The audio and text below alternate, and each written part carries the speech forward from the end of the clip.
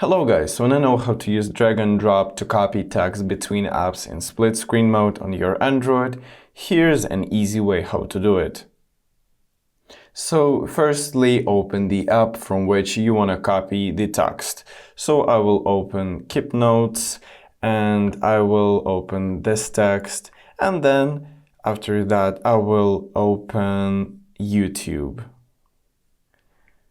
Click on that, and then I will click to the search button. And then swipe up from the bottom of your screen to access the recent apps.